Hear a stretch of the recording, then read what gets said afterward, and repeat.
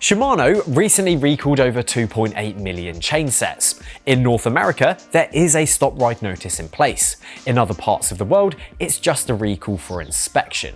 The advice I'm going to give you today is by no means an alternative course of action to the recall itself. If you have an affected crank, you should absolutely get this seen to by your local Shimano dealer, who will conduct a far more thorough investigation. However, since the advice in the rest of the world is that you can keep riding these cranks if deemed to be safe by your local Shimano dealer, I believe that we should all be armed with a little bit more knowledge on what to look out for. Because the cranks that didn't fail on the first ride. So paying closer attention to them for the rest of your ownership will be very smart to do. Do bear in mind that some defects may develop which my method of checking may not spot. Of course, if you're unsure, then get them seen to by your local Shimano dealer. The first thing to do is check the code on your crank to see if it matches up to those that have been recalled.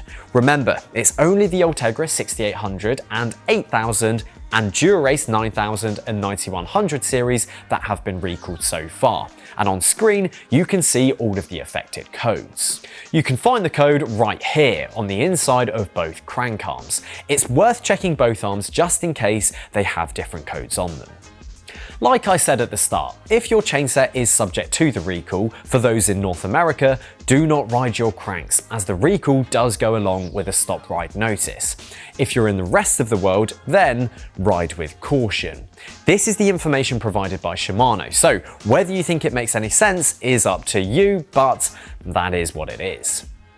Next, clean your cranks. Carefully remove the chain, spritz over with your cleaning fluid of choice so that you can get a really good look at your cranks, and this will also help you feel for any imperfections.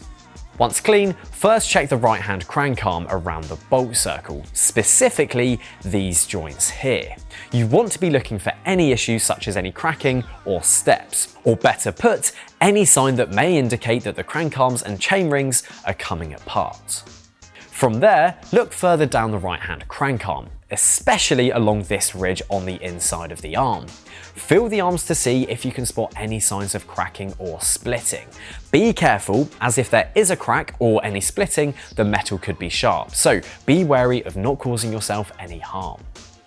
Next, move over to the left hand crank arm. Again, look along the inside edge for the exact same signs of damage. A key area to inspect on the non-drive side is at the top of the arms, where the crank bolts onto the spindle.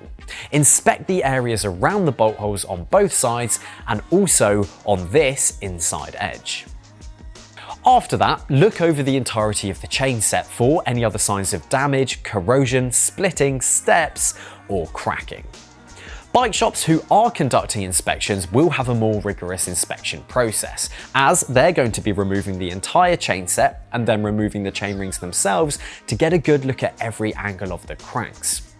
As I said at the start, if you have an affected chainset, then take it to your local Shimano dealer.